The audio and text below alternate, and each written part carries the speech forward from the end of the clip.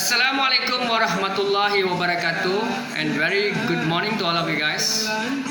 Sagutu வணக்கம். Sebenarnya horma ni hao ma kaifa alaikum wa nabil syukran mararan waran inturun umanda icaran tachao. Ladies and gentlemen, today I'm here to share with you regarding leaderships. What is the difference with leaderships and manager? Apa perbezaan di antara pengurus dan pemimpin? And before that, my name is Muhammad Anwar Fahmi Hadidas bin Abdullah. This is more to sharing section. So the understanding of these two keywords, leader and managers. Managers, those top gun, what is their task? To achieve their goal. It could be the organization goal, company goal, institution goals. Product. They are talking about delivery, talking about the achievement of product itself, or else in terms of profit making. That is basic understanding of managers.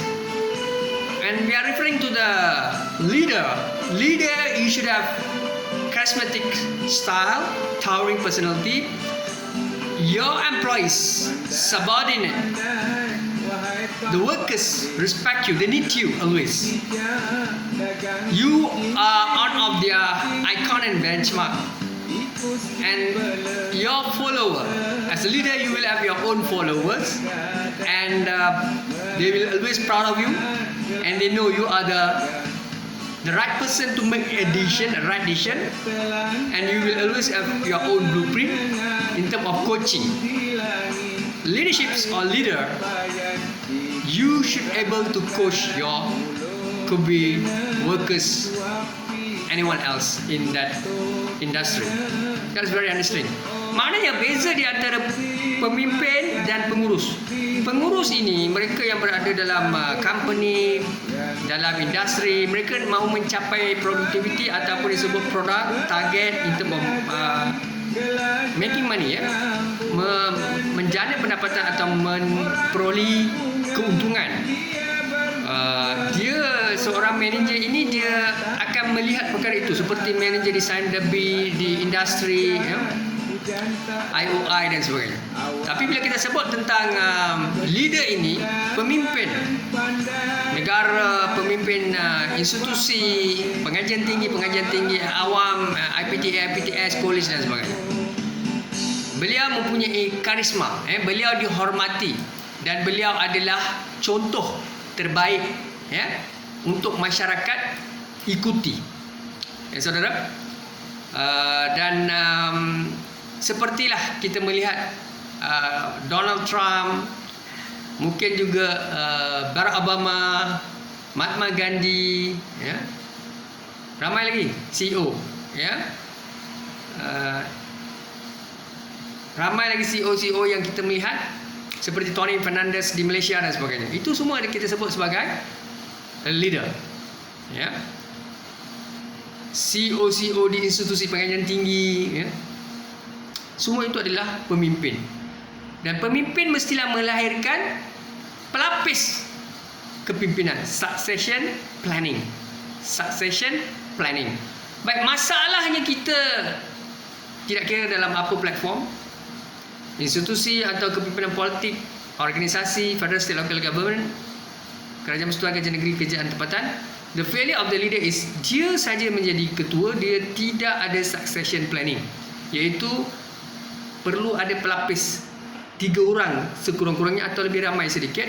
Apabila beliau melepaskan mandate, ada kesinambungan di situ, ya. Tak adalah orang nak mencari-cari atau mereka melihat tidak ada selepas tokoh ini, selepas ikon ini tidak ada lagi orang yang capable. Baik, yang keduanya, isu berkaitan dengan apa kelemahan seorang leader atau disebut sebagai managers. First thing you have to understand, ya, which is sebagai a leader, you should have your own achievement, dream, blueprint or your goal. Ya, mesti ada seperti legacy, pencapaian, KPI yang kita share with your employees, dan not only you present that blueprint, anda perlu mencapai seperti ramai pemimpin ya. Mereka mampu menjadi Perdana Menteri atau Ketua Jabatan, kalau dalam institusi ranking, research, apa-apa saja, achievement ya, delivery tip top ya, sistem penyampaian yang first class ya, efficient, immediate ya, handling crisis, very committed ya, you have a good relation with media ya, you know how to handle crisis in term of productivity, in term of delivery, in term of intellectual property, in term of ranking, in term of what you call human capital development, things like that ya, prototype, consolidation, commercialize your product, things like that, you know.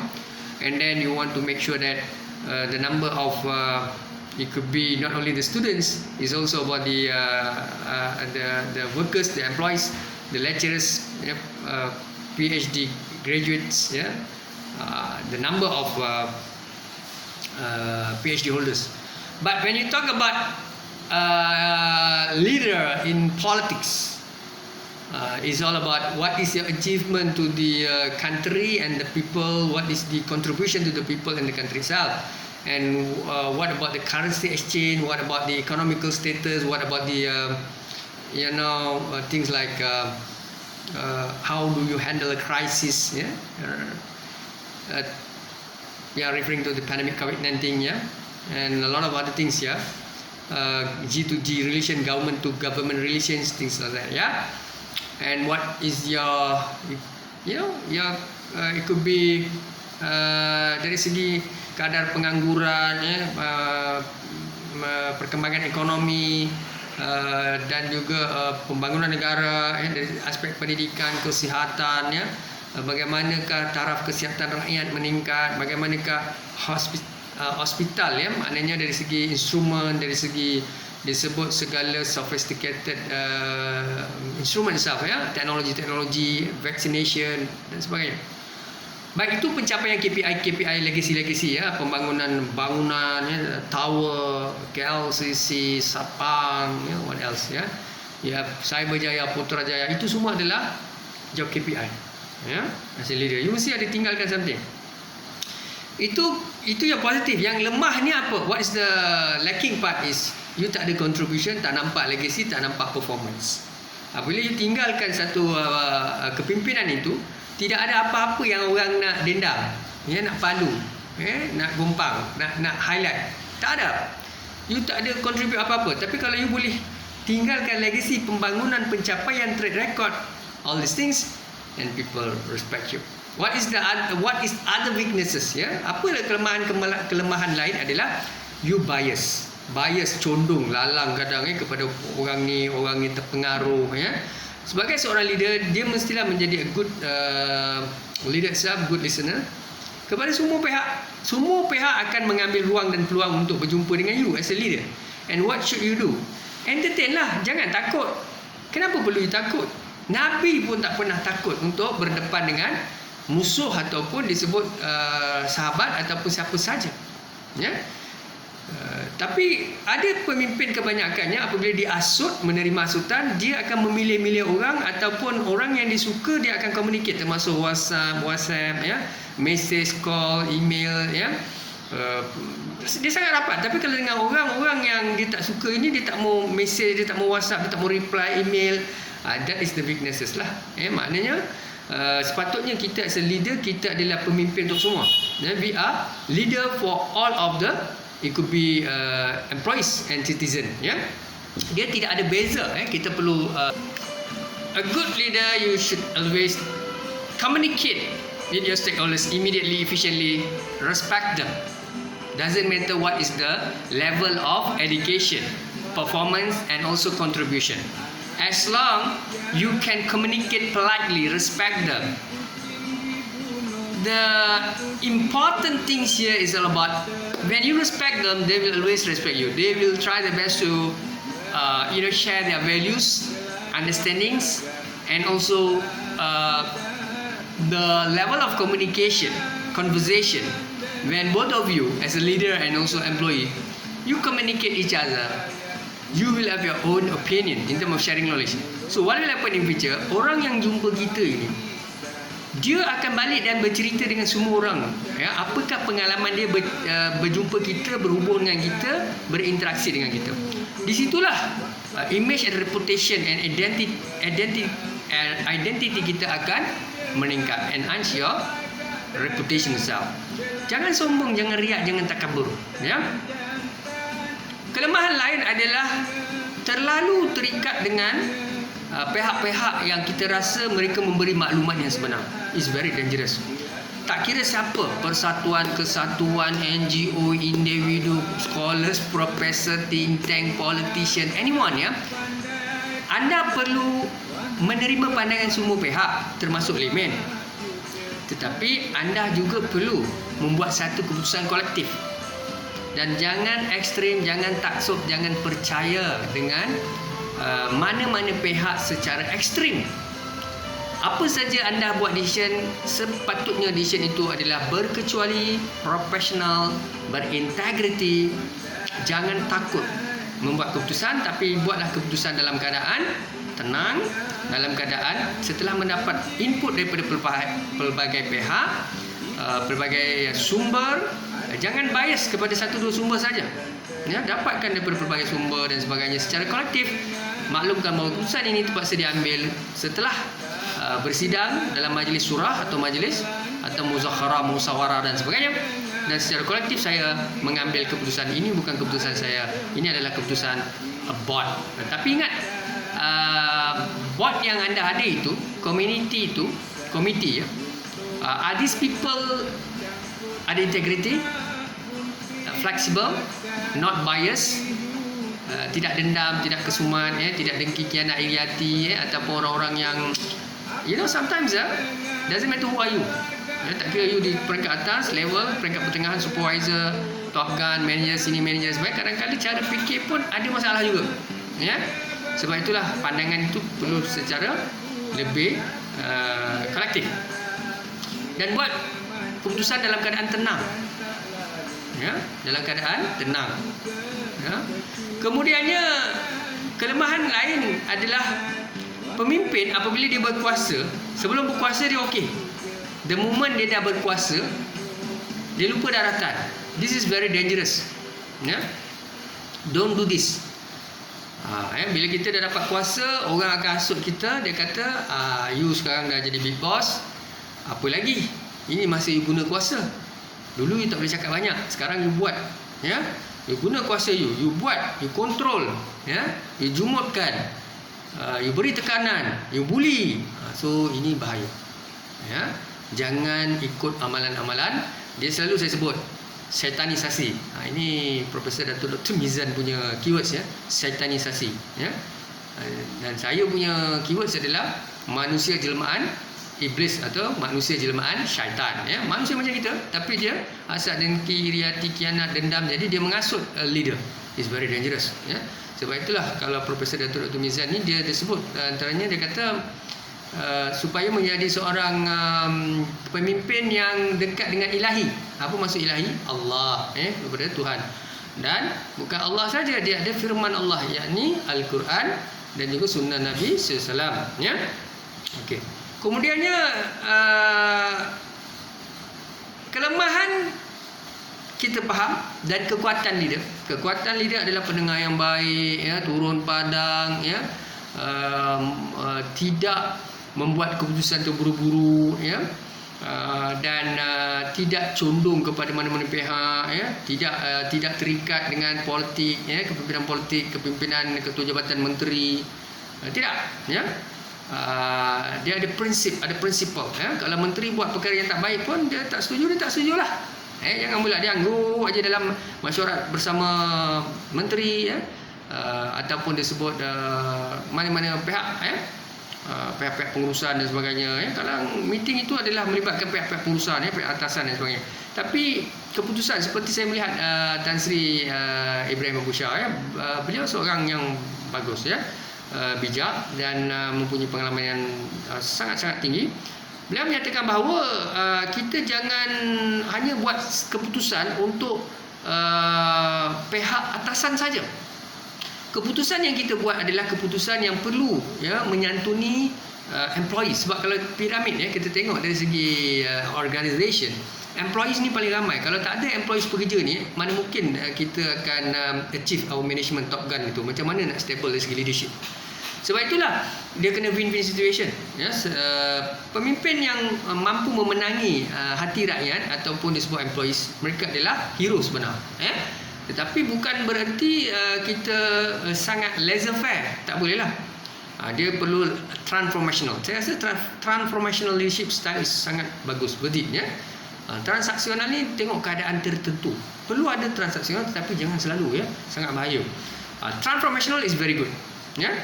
And then to tell you the truth transformational, good leader, humble, good listener, turun padang, flexible, motivator, transaksional, reward, based on performance. Kalau tak capai dia takkan bagi apalah.